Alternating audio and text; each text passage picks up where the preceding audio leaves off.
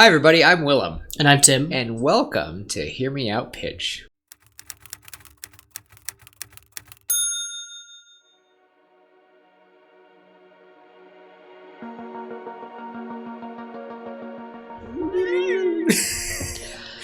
Oh, welcome everybody, and for those new viewers, welcome to Hear Me Out Pitch. We are a podcast of two nerds who love to talk about movies, stories, and everything in between. And our goal is just to make better stories and prove to the higher-ups in Hollywood and other movie companies that we might have a shot at doing things better. So we do have a bunch of original content out there, so we hope you are enjoying that. And hopefully in the future, you will be getting straight up audio stories. A couple reads. I'm hoping, honestly, I'm hoping May that we knock at least our short story out. Maybe another one. Maybe in May we won't record anything. We'll see. We'll just sit down and write.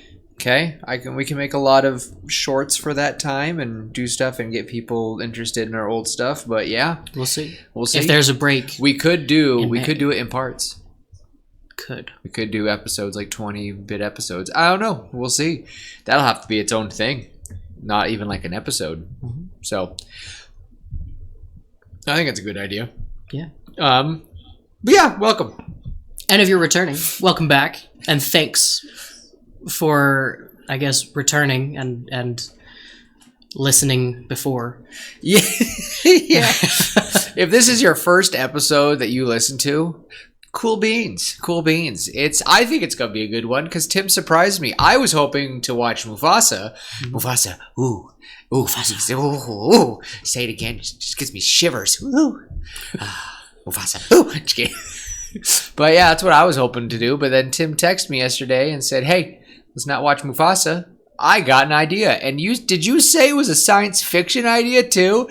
Yeah. Oh my gosh. Yeah. He's the fantasy guy. I'm the science fiction guy, so that's why I feel like you'll be excited about this. It feels there's a lot of sci-fi movies out there that I've never seen, so I'm sorry if it's already been done.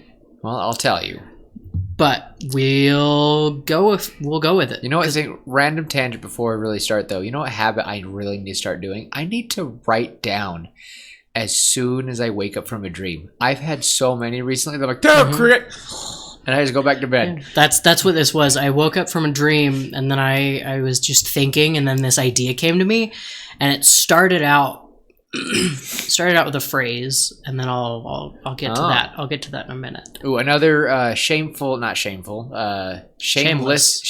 plug-in. For the last time Tim had a sci-fi episode, I will tag it down at the bottom. It is Ecliptica,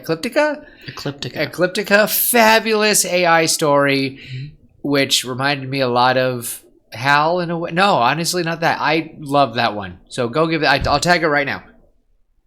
Click it. Do it. We'll see if he actually does it. Probably won't. I will. I'll do it just for them. Oh, do it's all for you. All for you. To quote Julian Smith, "We did this for you. I made this for you." I had to not directly quote because that's his thing. Oh, yeah. But, I made this. I make noodles for you all the time. I could say I made this for you about noodles. Doesn't matter. He doesn't own that sentence. I'll fight him. I won't. He's the Kool-Aid man. Like, I'm not gonna fight that anyway. Oh yeah. Oh yeah. Oh no. All right, Tim. So you have a sentence?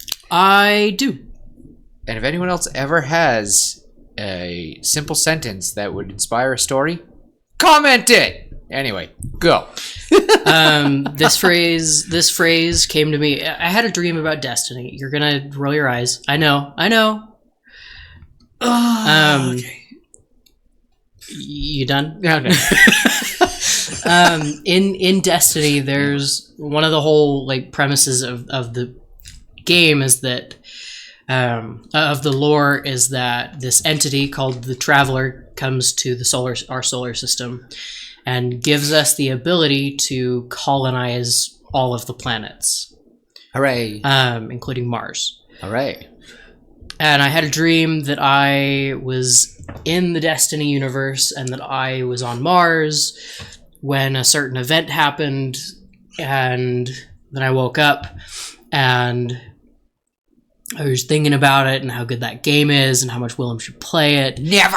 I will. Maybe. I don't know. Slippery slope. Mm, I'll end up like Ethan. or me. Or Tim, but mostly. And what's so bad about that? No, then he knows what he did. Anyway, but I was just thinking about that and how there's a mission where you can see Mars, little glimpses into the past of how Mars used to look. Because in the current era of Mars right now, it's the way that we know it in real life. You know, the barren red rock, rusted. But in this, in this mission, there's little glimpses of where time is kind of broken, and so you can see the past and how it was, and it's green and it's lush and there's crops growing. And I was just thinking about that, and I was like, in Destiny, Mars was once a beautiful planet full of life. And that's kind of where that's the phrase. That's the sentence. Mars was once a beautiful planet full of life. Full of life. And that's where you want to begin? And that's kind of where I want to begin. Oh my gosh. Yeah. That usually would get like I don't know, I'm gonna say scolded, but some people are like, what about this sentence? And you're like, oh, that's a lot to work with. Yeah, well, I had a really cool idea. Okay. Basically, we'd have our opening credits, right? And we'd have our, the classic sci-fi narrator thing. Like almost like Neil deGrasse Tyson sort of thing. Mars, second planet from the sun. Wait. Fourth. Wow. Wow. I got it switched. I was like, as soon as I said it. Venus, really? Venus. Sorry. No. Fourth planet. Yeah, we'd have that, and honestly, Neil deGrasse Tyson could be like, that's what I'm thinking. He probably would be. Honestly, he'd probably be the one I'd ask. But yeah, Mars was once a beautiful planet full of life and great cities filling that expanse. And then war broke out, and we'd have a little bit of filler, right?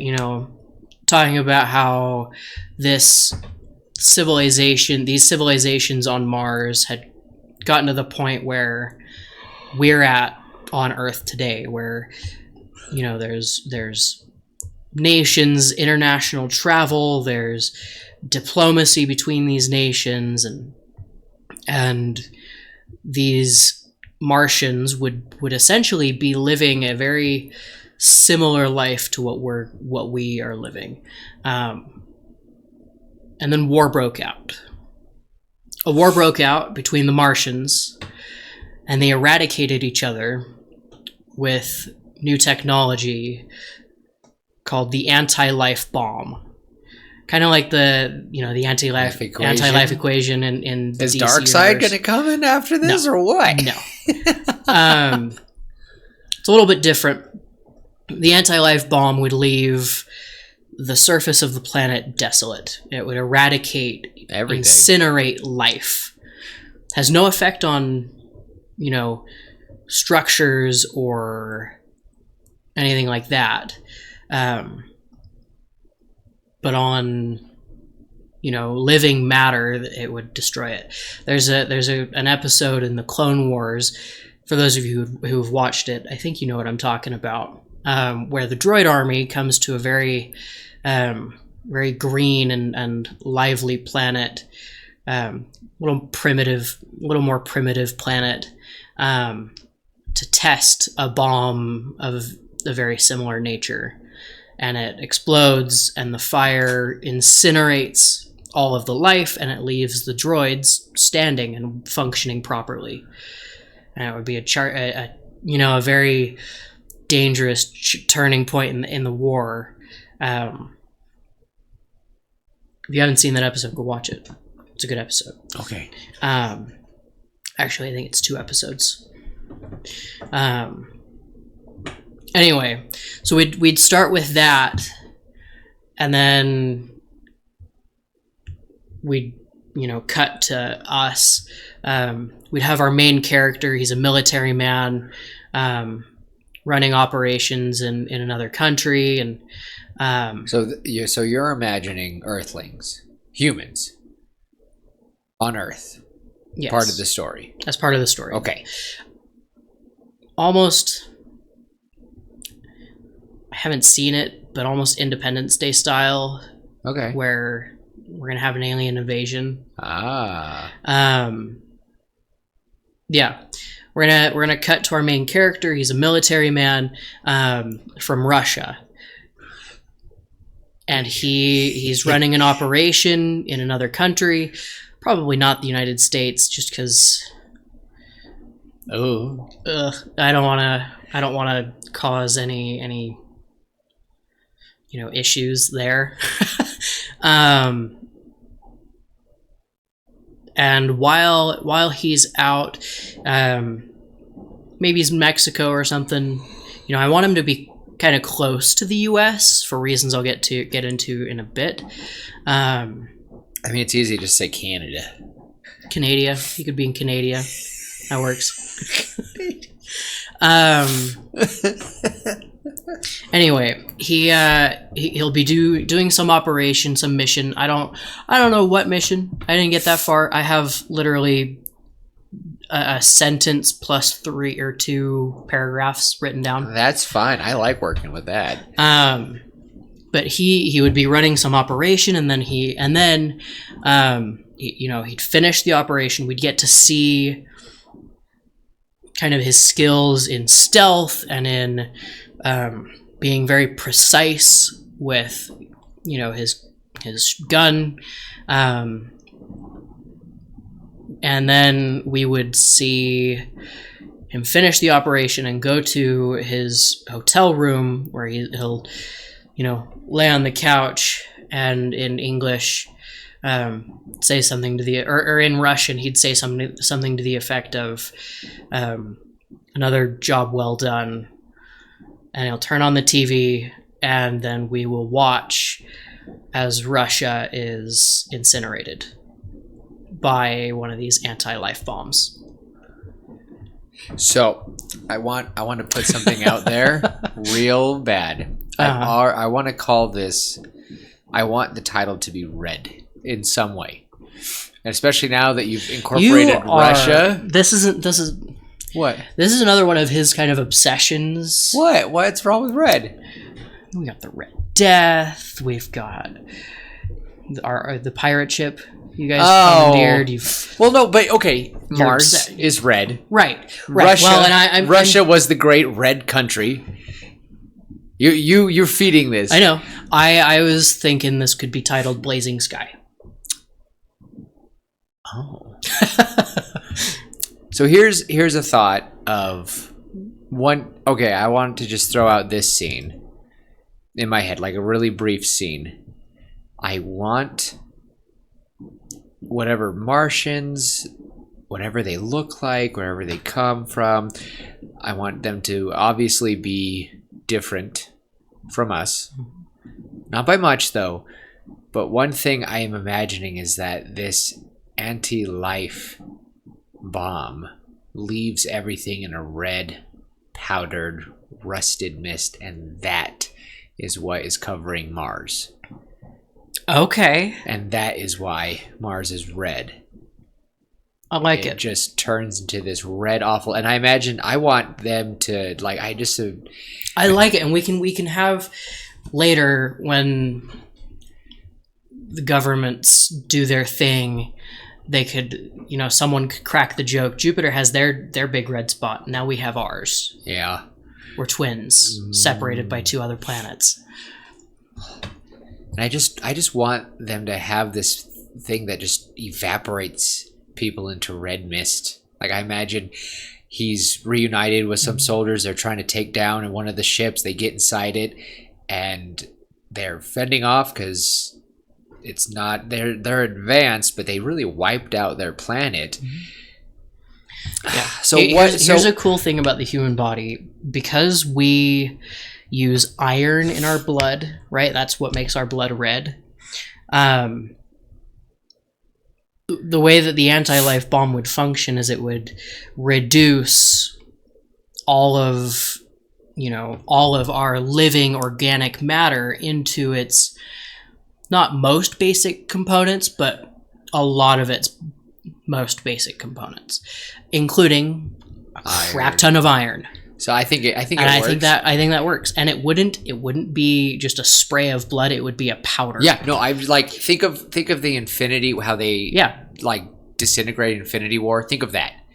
But a little more quick, a little more quick violent. and a little more violent. Like I imagine they have like this gauntlet and they're grabbing humans and it's just No. This is a bomb. Well, I'm talking like it looks like a nuclear bomb. And I want that, but I also want them to integrate that into their smaller weapons. They're so anti-life that they've found, because if you could make a miniature nuke gun, that'd be pretty nice. I don't know. Maybe it's just the cancer ray at that point. Who knows? I just want them to feel the pressure, but I would love for the realization that Mars is red, and it's not just, and they're like, oh, it's the iron, it's the iron planet. It's iron because everything was turned into iron. Everything living, like all of it was just, it's just. So where are the Martians? Where were they hiding all these? Okay, we'll get there. We'll get there. I was curious. I'm just curious. So that's just one thing. That was one big like reveal I would love to see. Is like Mars is red and it's not just. I like that idea. Okay, thank you. Blazing skies. Yeah. I like that. I haven't decided on a name for our character. I honestly my first thought was. You know what? I actually have. There's one. Dimitri could work. I was thinking Dimitri, but I want that. You're gonna roll your eyes at me for this one. Hold on. Or our main character could have a respirator, and he's called Vlad the Inhaler. Stop. Sorry, I had to slip that one in there. But yeah. Anyway, he would watch as Russia is. Incinerated. And I chose Russia for a very specific reason. Going back to Destiny, the main place that humanity exists on Earth is Russia. It's called Old Russia. So kind of there, and it's just a very big country that it would be very intimidating if it just vanished. It was just gone. But yeah, he would watch that, and then we would cut. We would have a cut to black, and we could hear our main character swear in Russian because that's funny. And it would be like we'd have him. We'd have the subtitles of what he's saying, and then when he swears, it's just nothing, or just the symbols. The symbols. Anyway, I have a name idea. Okay. Leonid, and it's a Russian name, and it's based off of Leonid Kovar. I had to find the name. And it's based off of one of my favorite DC characters, and he was in the Teen Titans, named Red Star. And he's Russian, but Leonid. That's who I wanted, because immediately you were like, oh, he's Russian, blah, blah, blah. And I'm like, either Dimitri or Red Star's name. I can't remember Red Star's name, because I want to say Leonard, but I'm like, it's not that. Leonid. Leonid. So if I'm saying it wrong for all our Russian, we actually do have a few Russian listeners out there. So thanks for listening. I forgot. And I'm sorry that I'm blowing up your country.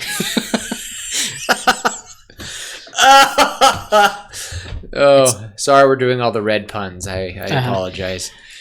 But Leonid means like lion's pride or something. I'm gonna shorten it to Leo just for the sake of the thing, but okay. I like it.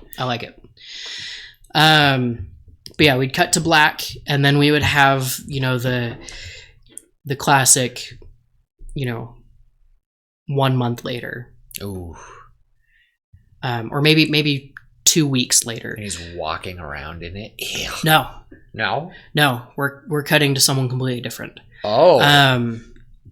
We'd have our 5 to 10, probably 10, closer to 10, maybe 15 minutes with Leo, and then we watch as the bomb is dropped and wipes most of Russia off face of the planet, or rather incinerates it. Disintegrates. And then we would cut to a member of the U.S. or the U.S. government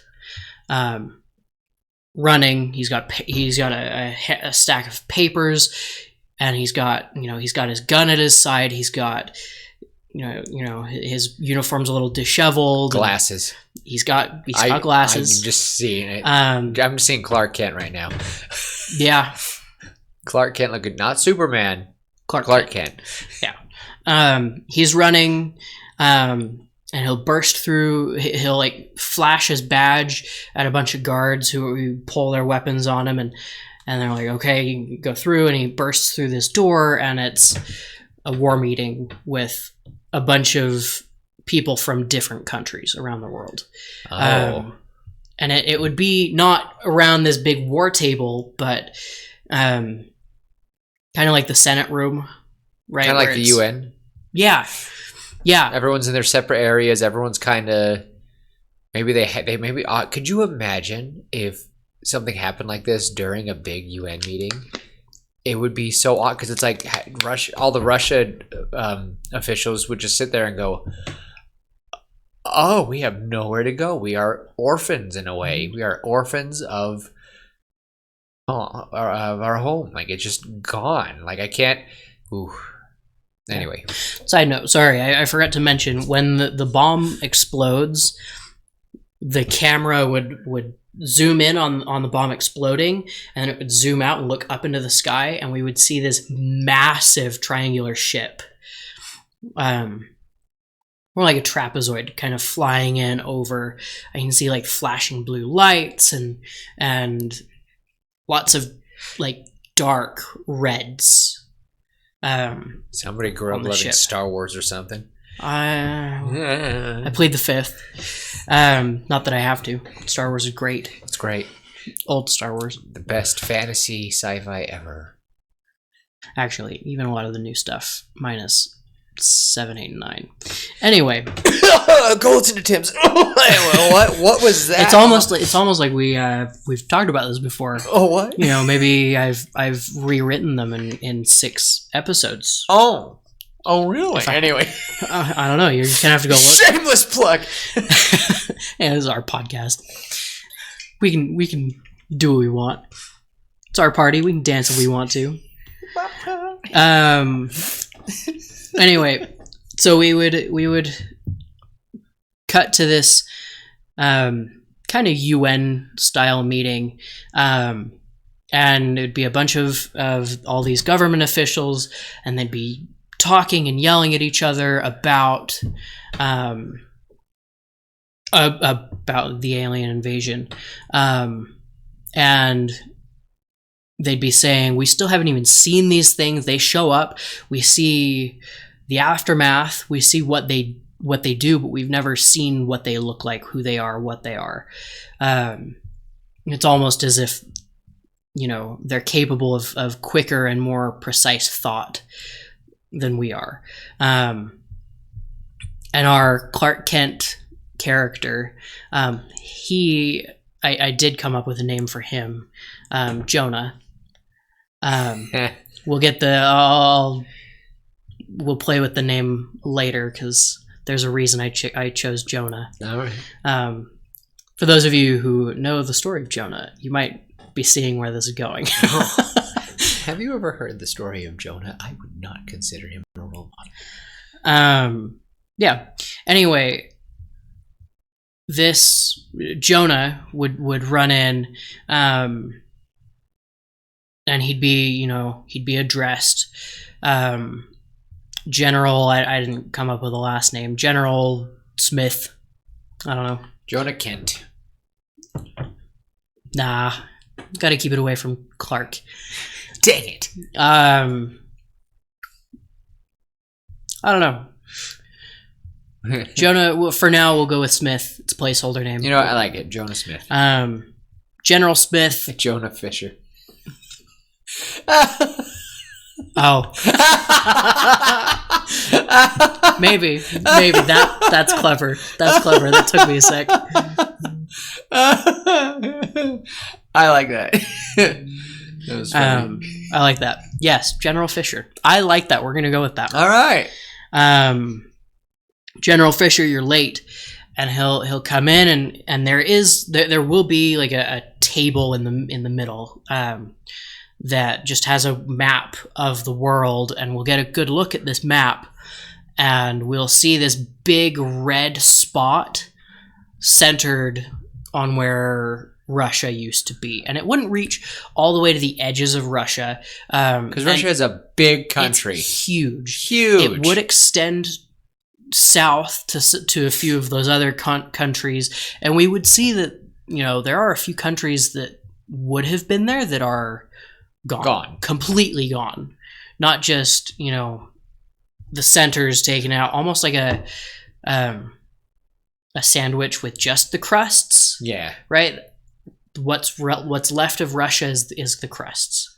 But some of these other smaller countries that border the south end of Russia are just gone completely. And anyway, we'd get a good look at that, and we would see General Fisher. We'd see Jonah slam down his papers onto this map, this map table, and a couple of the papers would go flying, and he'd say, "We got it. We found it. We know what these things look like." Oh. And then he'd spread out his papers, and he'd start talking about how, you know, he sent an elite strike force. They were the best of the best. They got a picture. They uploaded it. They sent it through. Just because a lot of times we have live footage coming from, you know, just like body cam footage or whatever they have in their eye, their visors. So it could honestly be like it's even a video clip, because like they could have been watching them live, and then like it's just like for anyone that's seen, Signs from M. Night Shyamalan. You know that scene where the alien like shows up? It still haunts me to this day. One of the most. It's a good comparison. One of the most epic scenes like that. That's what I'm picturing. Mm-hmm. Now I'm curious though. What do they look like? They would look very similar to. Oh, how do I? Because I'm honestly imagine the Predator. Okay. But with a more humanoid face, like so a more humanoid head. Are we related to them? Could be. Like is that what kind of? It looks. It does. It would appear as if 3 fingers, 5. I'm thinking 6. 4. Thinking 4. Huh. Yeah. Okay. 4. Okay. Anyway, you know, they'd have kind of those clawed feet, and they would be tall, probably about 7 or 8 feet tall on average. Imagine they just look so humanoid. Why am I picturing them in robes though? It's so weird. That's what I'm thinking. They would be wearing some form of armor. And big defining feature is we would see the back of the head, and there's this stripe of metal with a couple blinking lights on it. And we'll come to find out later in the movie that these plates would allow these creatures to think basically use 100% of their brain. Right, it's the classic. If humans could use even 10% of their brain, we would take into the stars and be colonizing Mars already. Can they use telekinesis? No. Okay, so they are just insanely smart. They are incredibly smart, and that's kind of how like I mentioned earlier, they're talking about how these creatures, it's almost like they can think 10 steps ahead. And we'd get someone mention the classic, we're playing checkers while they're playing 3D chess. Have you seen Prometheus? No. Or have you heard about that, the Alien movie? Yeah, I've heard of it. Have you seen what the alien looks like? Mm-hmm. Okay, that's Yeah. kind of what I'm thinking in my head.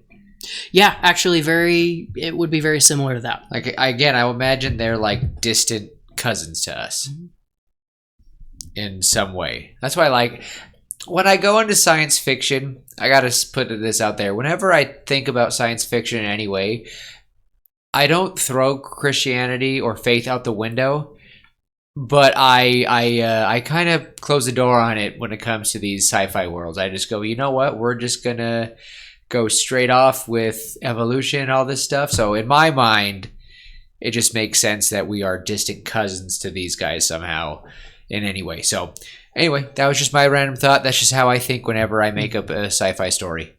Except for Ecliptica. I was really, really adamant about a few things, but that was a lot of fun. Anyway, Ecliptica was good. Back to you, Tim, with the weather. Well, as you can see, it's dark. It's gonna rain. It actually, I think, is. I think we're getting supposed to thunder get and lightning tonight. I think we're supposed to get snowstorm. It is April. I know. 16th. I know. That's okay though. It snowed before. I know. We got snow in June a couple years ago. That was awesome. Freaked me out. Anyway, I'm so sorry.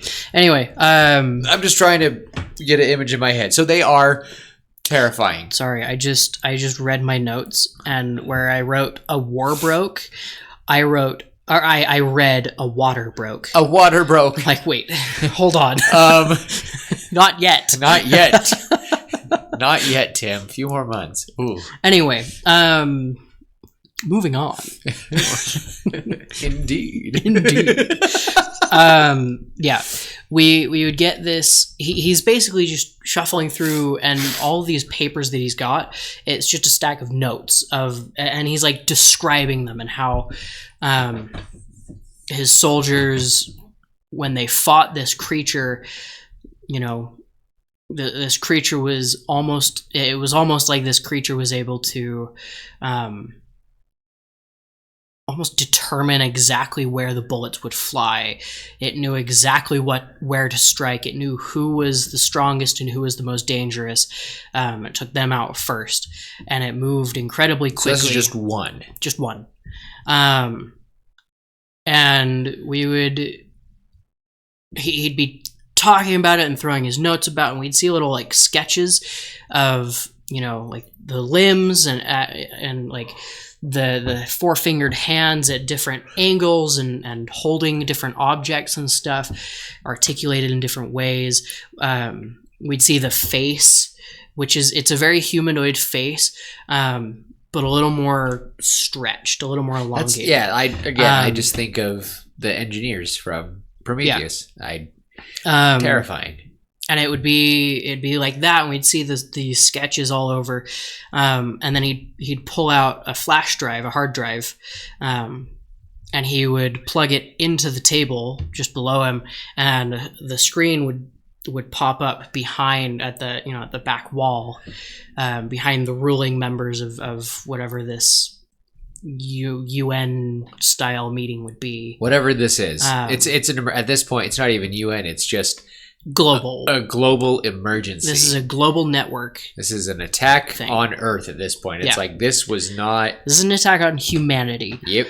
Anyway, we'd see the screen and we would see the footage, and it would be exactly that. The creature is like the Winter Soldier and Captain America just tearing through soldiers. You're just like, what is happening? The creature would be dodging, and it would take a bullet to the chest, but the armor it's wearing just like it bounces off, without really phasing the creature. And it would just, we'd hear the screams, and we would see the running. And see the soldier wearing this kind of almost body cam thing. He'd pull out this little box thing and he'd start fiddling with it, and he'd be, panting and talking to himself and saying it's okay. They're not dead. They're just asleep. They're just, I'm okay. This isn't real. It's not happening. I'm in a dream. I just need to wake up. And he'll be talking to himself while he's fiddling with this, and he'll get it open, and it'll be like this transmitter thing, and a little antenna will pop out, and we'll see him, reach for the dash or for the body cam and grab it, and then it'll turn off, and that'll be where it ends. And then, Jonah will say, "We don't have the actual body cam. All we have is this footage. He successfully linked it up to the emitter. We lost a lot of good men. That entire elite force is gone." And then chaos would break out. Everybody starts talking over each other and asking questions, and a couple of the members would start talking about how this was our best, and that was one of their soldiers. We're doomed. How have we even lasted a full 2 weeks? And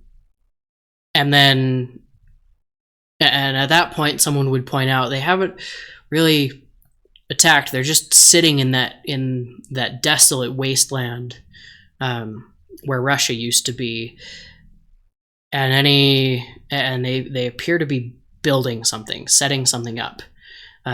Very, very large structure, probably maybe the size of the Empire State Building, but twice as, about as tall as the Empire State Building and maybe twice as wide as the building is tall. Very, very big structure, and they're building it quick, but we still don't know what it is or what it does. And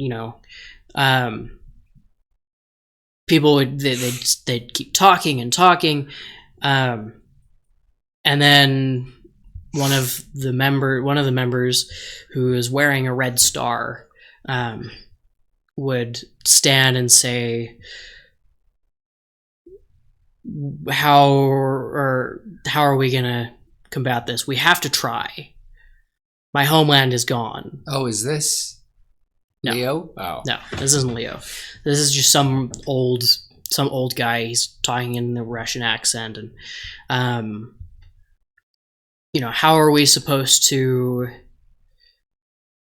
combat this? We have to try, right? I lost my family. We lost a lot of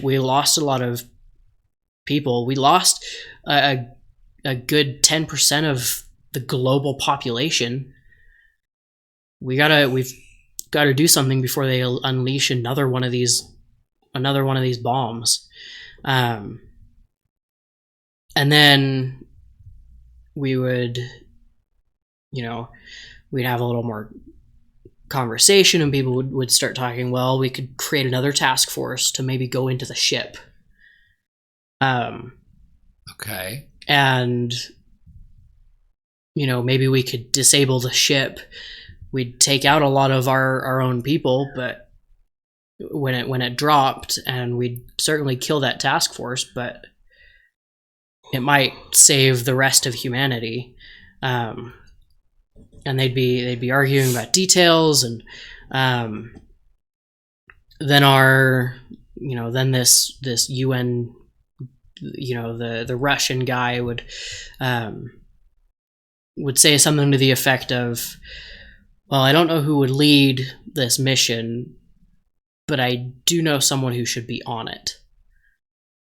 And then we'd cut back to our main character. We'd cut back to Leo, who is, at this point, he's trekking through. I think Mexico works, and he's talking to people in kind of this broken Spanish, and trying to buy groceries, and everything. There's no money. It's it's goods for goods kind of thing. And he hands the lady his radio, and she gives him a handful of eggs and maybe a carton of milk or something. Maybe he was on a mission, and maybe like during the mission, that's when the bomb went off. So he was just stranded in Mexico. Well, that's exactly what I'm. That's exactly what I'm saying. Is he was in Mexico? That makes more. Yeah, and to like be in the middle of like a jungle, and then it just cuts off. And maybe that mission that he was on, it could be a strike at a cartel or something that was kind of encroaching on Russia's space. Yeah. Could be a lot of things with weapons or something. I don't know. We don't really need to know. I think he should have a task force with him, a group. Maybe. I think if he's someone of the military, you should. I think a group would be good. And I think maybe because of the lost connection, he lost a few men during this raid, and then after they like reevaluate, they get everything together. They're like, what the heck went wrong? What happened? And when they finally like trudge back to the city, they've lost a few comrades. They're really sad. They stumble in like a little shanty, little bar, and all they see is just. And that's when they see it. They see the red scar. They just see it, and they go, "What in the world? Is that Mars?" Nope, it's Russia. Ew, could you imagine everyone's looking at footage going, what you see before you is not the surface of Mars. This was once St. Petersburg. This was once the Kremlin. Like, it is gone. And it's just... This was Kiev. This was... insane! It'd be terrifying. Yeah. I do want a scene of him. Like, I think maybe when they call him back... Maybe I just want the scene of him kneeling in the middle of it.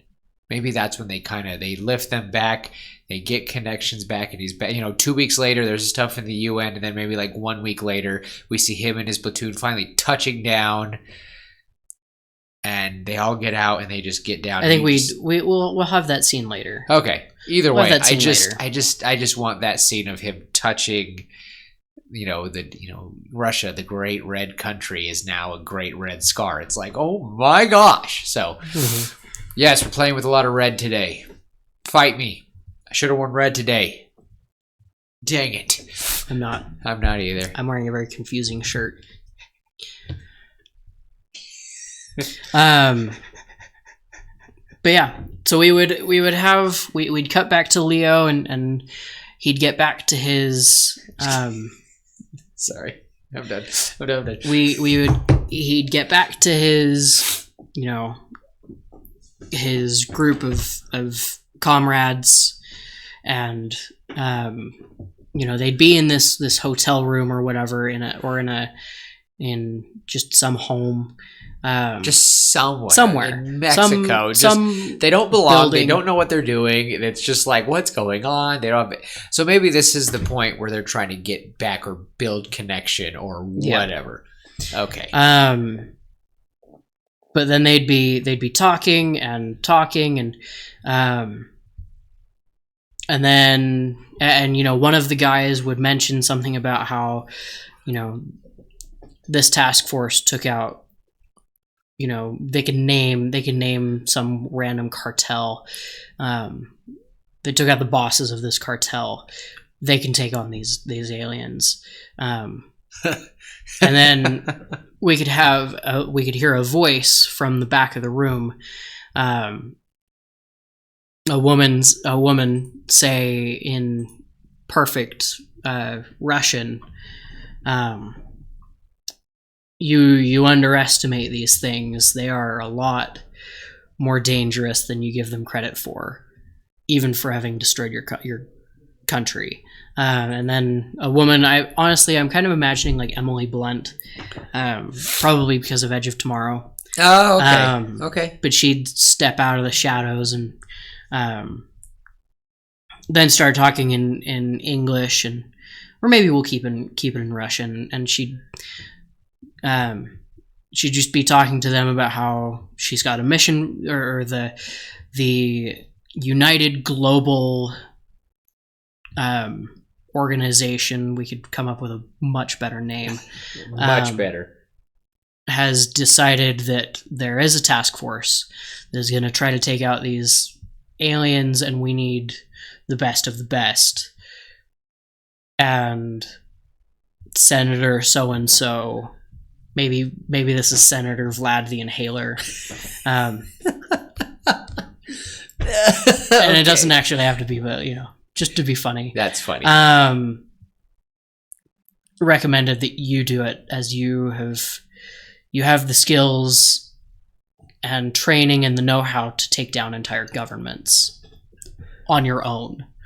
And when you're in a group, that force is multiplied. And then, long story short, she'd bring them to the US, where they'd be introduced to another small group. And this would be kind of that classic ragtag, the best of the best of each country. We got some from China. We got some from Japan. Like I'm imagining like the Atlantis group. Yeah, right? Like they're all just misfits. They're all different. We just have all these like top groups of all these people who probably in some instances they've clashed before. Some crime lords, right-hand man from Colombia, and some really just people that you would never want to see in the same room. You're like, oh my gosh, just a bunch of these people that and they'd be introduced as what they are, right? Crime lord's right-hand man from Colombia. We would have maybe a village warrior from some country in Africa where and we could have some Chinese hacker. I know stereotypes, but like you do a lot of stereotypes. I do. It just kind of makes sense, right? I think for the most part, I would love for there to be like the awkward stereotype where it would be like, like imagine, and over here we have our hacker. And we could have the hacker, right? Again, the hackers from Africa, the warlords from China. Yes. And so people are like, "Oh, you're the warlord," and the African man is like, "No, I'm from South Africa, dude. No, what? No, I'm the hacker. I'm from Johannesburg. I've just been chilling. I grew up part of the. I can't think of tribe names right now. Wow. I can't think of it right now, but he just says like, yeah, I was part of that, but I grew up in Johannesburg. I went to school and just did hacking. Jeez. And then the warlord guy's like, not all Chinese people, whatever. That would be funny. And we could have the warlord at some point in the movie, the warlord pulls out a calculator. No, Tim! We're going to get canceled. I'm sorry. It's just too good of an opportunity to pass up. Just okay. All right. We'll I'll see how I feel when I edit that. Jeez. Oh my gosh. That makes me chuckle, but some people won't laugh at that. But but the point is, all walks of life, all different parts of the world, right. Everyone's coming in together. A bunch of different people. I'm thinking a group of about 5. Group of 5 people before Leo and his group. And a lot of Leo's group would end up. I'm thinking there's only like 4 of them. Yeah. So we would have Leo, and he's that leader. He's the leader of that small group, of his small Russian group. And then we could have the strategist. This could be Dmitri, some strategist guy that. He's just really good at seeing all the angles. Kind of like Louis in DuckTales. Oh, he just sees the angles. He understands it. And then we could, the other 2 would be left behind. They're kind of that support. So we'd have our group of 6. Or 7, our group of 7. Good number. It's a good number. And yeah, we would go with that. And I have the end of the movie in mind, but that's about as far as I got. I think we're trying to not really say our endings because our goal is to kind of give like meat and bones, do a discussion, and I have an ending for this one in mind. All right. That we'll get to. Okay. But do you want to tell them? Yeah, I think so. You want to tell them the ending this time? Yeah, I think so. Oh, you don't want to surprise them? You don't want to type it out? No. I think we can tell them. They can give us some pointers and ideas. Okay. Please. If you have ideas. Because there's definitely a few scenes I'm thinking about. And okay, because we definitely need meat and potatoes. So I am curious though. What is the ending? The last about 30 minutes of the movie would end up, or the last 45 minutes would be kind of that meat and potatoes. It would be the climax of the movie. The first 15 of that would be them trekking through Russia. They'd fight. They'd find one of these aliens. They'd fight them. Maybe lose one of their members. And they'd kill the alien. And it would be super close. Maybe Dimitri's arm is broken and we could see our tribal warriors got his weapon is busted. And maybe he loses a finger or two or something. When you say Dimitri, do you mean Leo? No. Okay, you have Dimitri is the backup. Okay, the Russian backup guy. one. Okay, Dimitri is the second. I just want to make sure. I was like, wait a minute. No, okay, Leo would be fine. Leo would be the one who finally he puts the bullet in the alien's head. Are they able to take that? Well, off? that's what they would do. Is they would attempt. Leo would go up, and the bullet will have gone straight through the head, and it would have hit the plate, but the plate is intact. The plate is fine. So the bullet is. Oh, please don't. The plate would be. It would have just stopped the bullet, and so he'd grab his knife and he'd start trying to pry it off, and the bullet would fall out, and it would just be this flat disc, kind of like when you shoot a wall. Yeah. Or shoot through wood, or yeah, just a whatever. flattened bullet. And yeah, they'd end up cutting off the head and taking the entire thing, because they can't get the plate off entirely. Okay, it's like fused to the base of the skull. Okay. But the hacker guy he'd have his little laptop, and they'd stop for the night. He'd be sitting off to one side, and he'd be running a bunch of diagnostics, and he'd have a couple of wires hooked up to this thing maybe, and then that's where they could find out, oh, this thing is meant to enhance brain function to 100%. Okay. And then a couple of them would be like, why can't we do that to us? We could get it off. We could try to do this. And they'd be like, the others would be like, no, that's way too dangerous. Like, we don't know if this thing would end up creating or adding you to their hive mind, right? Like we don't know. Looks like they've been doing this since they were born. Like, we don't know. Like, what would that do to an adult human? These things seem to be different. I really want to know their history, and I'm sure that we'll talk about that in typing this up. So, not really. No. I do have motivation. They would learn that the aliens have decided to make Earth their own, because they destroyed their own planet. They destroyed Mars, turned it into what it is today. But now they've found a world that is lush and green and beautiful and has the potential for perfection, right? Has the potential for their home to be rebuilt, remade.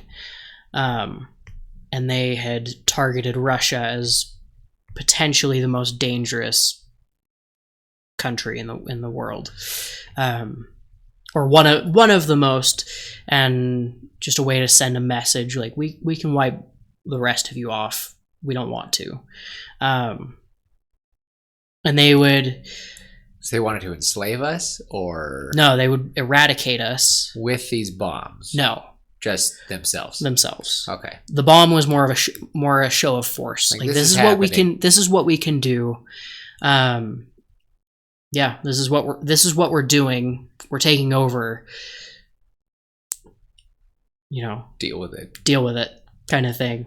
And so like there would be they would find like there's plans for a bunch of little strike forces of 2 or 3 of these aliens to go out in these duos or trios, and they would just go out and eradicate. So there's not that humanity. Many of these aliens. I'm guessing there's a good handful.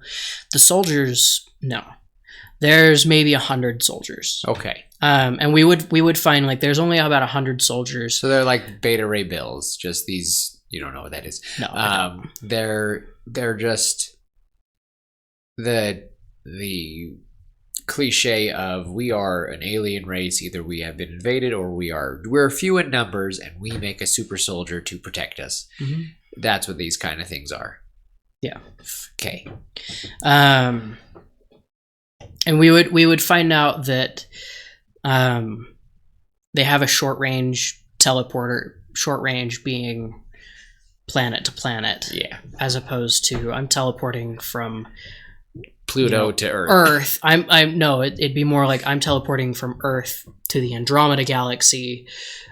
No, these short range ones we're teleporting from Earth to Mars, or Earth, if we really stretched it, maybe to Pluto. Okay. Maybe Mars to Pluto would be more feasible. But that's what this big structure is in the middle of the desolate red dusting of Russia. It's basically them setting up this teleporter to bring all of the Martians to Earth. Oops. From Mars. Ah. So they left the rest, the families and all of them on Mars. Where have they been living? Underground. Okay. I've kind of been imagining like they got to the point with their civilization, with how advanced they were, that like they had gotten to the core of the world. They'd gotten to the core of Mars and had built all these fantastic structures underneath, and the people that survived are the only ones that survived were the ones that had been deep enough within the core of the planet that these anti-life bombs didn't have enough range to get them. Okay. And so slowly over the last couple hundred years they've been rebuilding. I'm imagining like it's probably been 300 or 400 years since the Martians destroyed themselves. And because then we could have the classic, mythology, the angels came from heaven. Yeah. It was really the aliens just coming to check to see if Earth was habitable or whatever. We've got all the cave paintings of different. So they have visited things. Before. Yeah. Okay. I mean, they're if they're advanced enough to bore to the center of their planet, I think they have the ability to travel between planets. Oh, I imagine their eyes are just kind of like they have to wear these. They're kind of like shades. I'm imagining they're kind of glassy. Yeah. They're kind of blind. And the sun would just fry their eyes, so they have like permanent like sunglasses over their heads. Yeah. Are they beautiful, or are they mole-ish because of them being on the ground?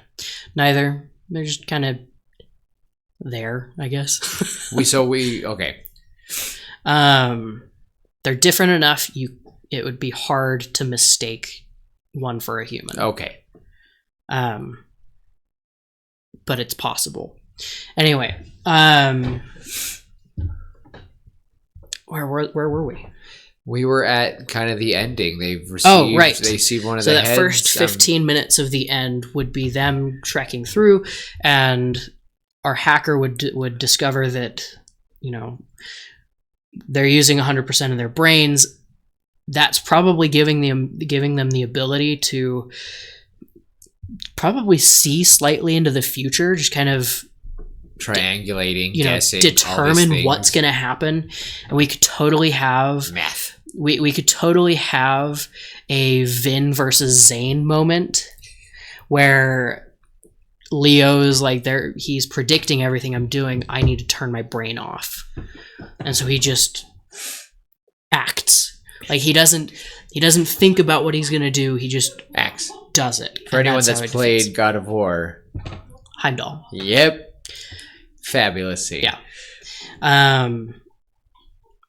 Yeah.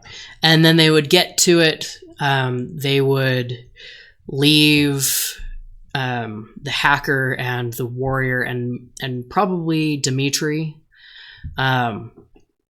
Sorry, Jonah is also on this team. I should have mentioned that. He's the note taker. But they would leave Dimitri and the other two on in Russia to disable this teleporter using the mind plate of this alien they killed. They'd hook it up and kind of just try to, I don't know, overtake it, you know, kind of power surge in a way with knowledge, if that makes sense. I don't know. I haven't thought that far ahead. Like I said, this bit I'm kind of making up on the fly. I've got little bits. Scribbles. I've got scribbles of how I want it to kind of function. Tim is pulling a Willem at this episode. It is nuts to see. He's like, I'm just going with it. I'm like, who are you? But yeah, and then they would take a small rocket. Not a rocket, more of a... because the ship is right above this area. Again, it's probably the Independence Day style, kind of like that big of a ship, just sitting there above Russia. And they'd go up it'd basically be like this, just a transport pod. The rest of the team, they could go up. Probably, I'm imagining it's probably about the size of your living room from the table on. So they can fit a small amount. You mean 100 yards? Oh, this is an immaculate large room. I'm just kidding. No, it's like small. 30 square feet. Yeah. But yeah, they go up. They would encounter a couple aliens, and at this point, like, it's like the aliens didn't anticipate a group of people actually making it this far, and they've been super stealthy. And anytime they've been spotted, they have lost a member. And so at this point, there's only a couple left. I'm thinking Leo, there's Jonah, and maybe one other guy. Okay. And so yeah, now they're in the ship. They've got to sneak around. Jonah and Leo are talking about, you know, they're trying to strategize with this other guy. And they're just trying to figure out, like, we got to get to the... We gotta explore the ship. Find a way to send this ship back to Mars or destroy it. And they would discover that the ship is equipped with we've seen what the anti-life bomb looks like. We as the audience. We the audience have seen what the anti-life bomb looks like. But our characters have not seen them yet. Our characters would finally see a handful of these. There'd be 4. in this room.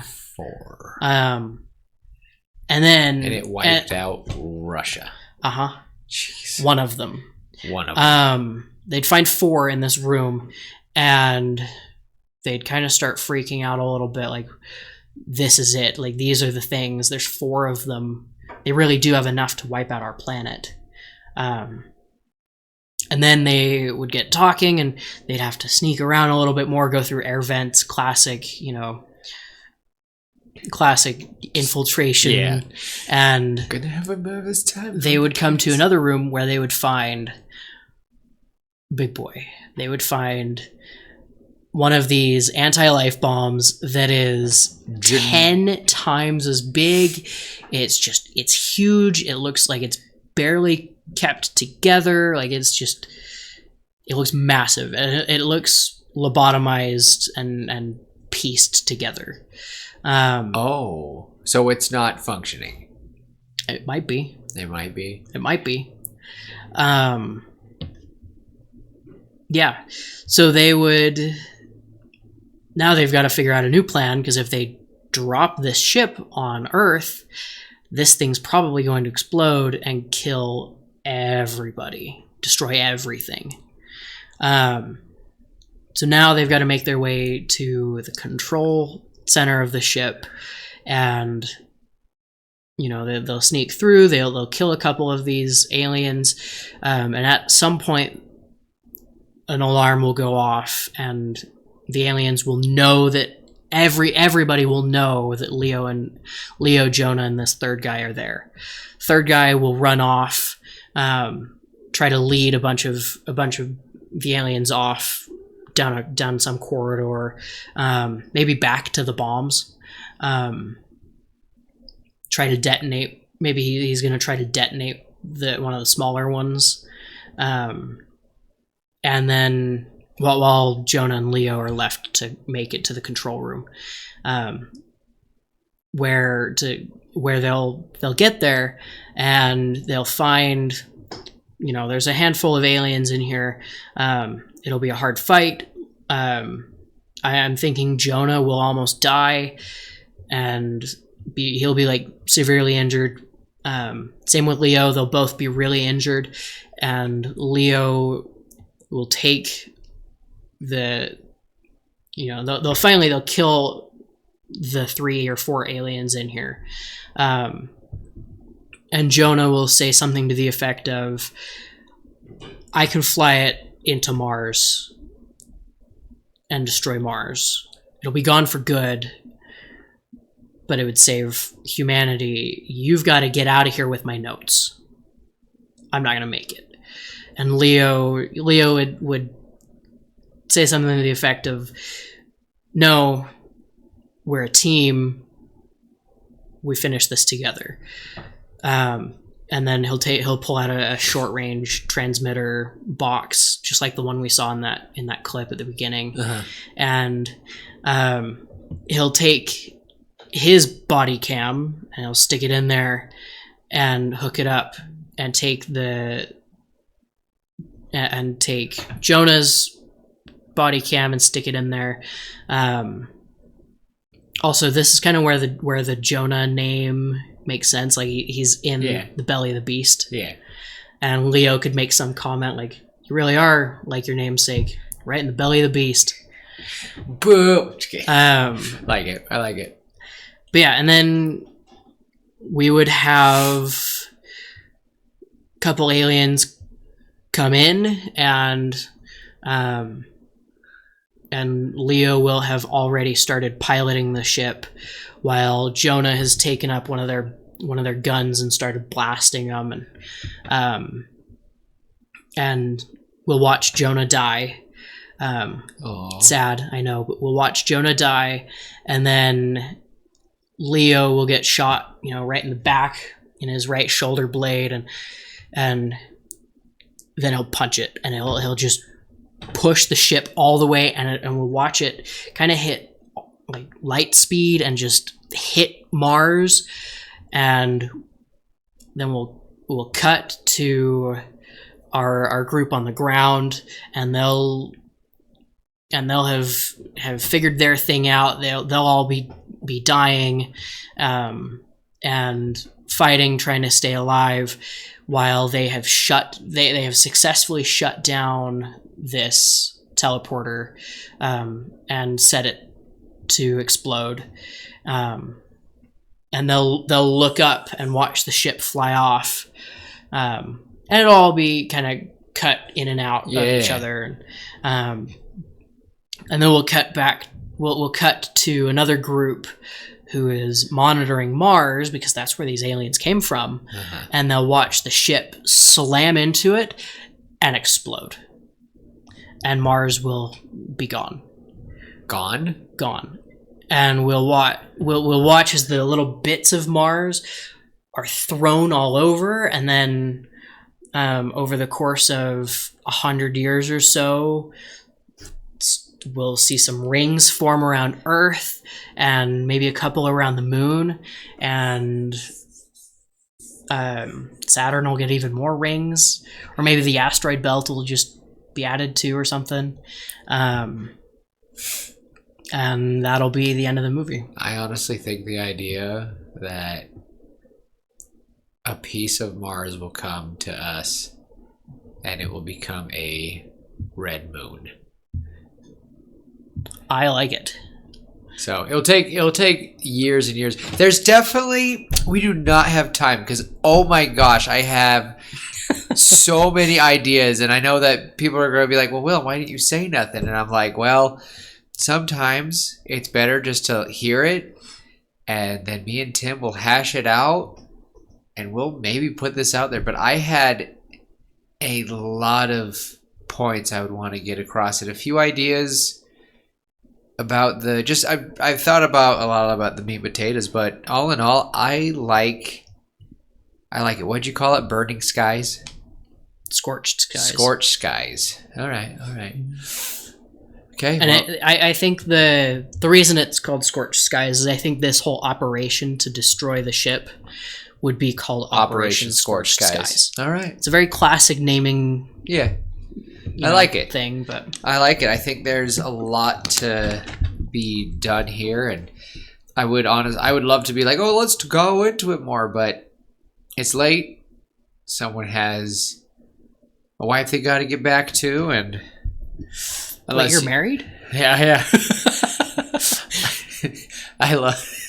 I'll tell you guys, it's one of my favorite things is when I have many married friends like Tim. My favorite thing though is when they will say, "Oh, I'm going on a date this Saturday," or they'll go, "I'm going on a date this weekend. We're having a date night," and I go, "Oh, who would?"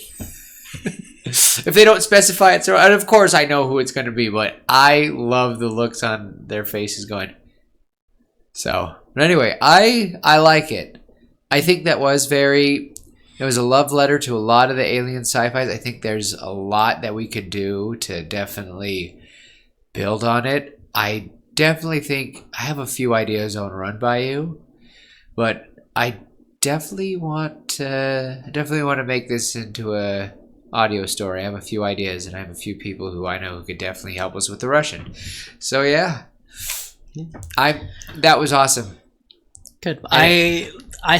I thought you'd like it. Did. It's a sci-fi story, and I know you like sci-fi. I did. My brain is like firing. This is one that I was like, I'm actually kind of proud of this idea. It sounds cool. Like it is cool. I would watch it.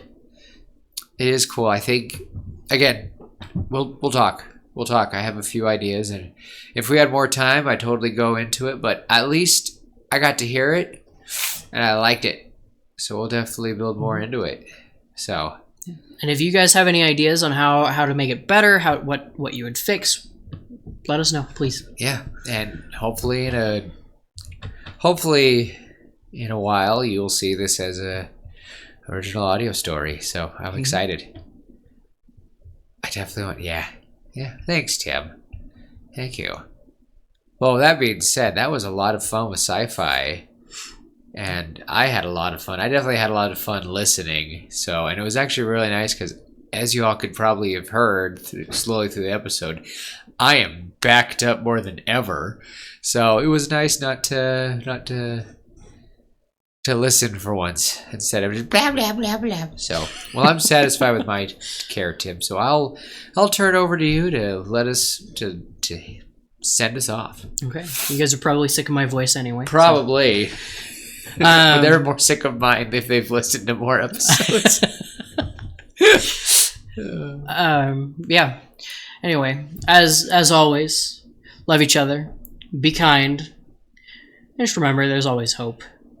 And until next time, we will see you later, pitches. Bye.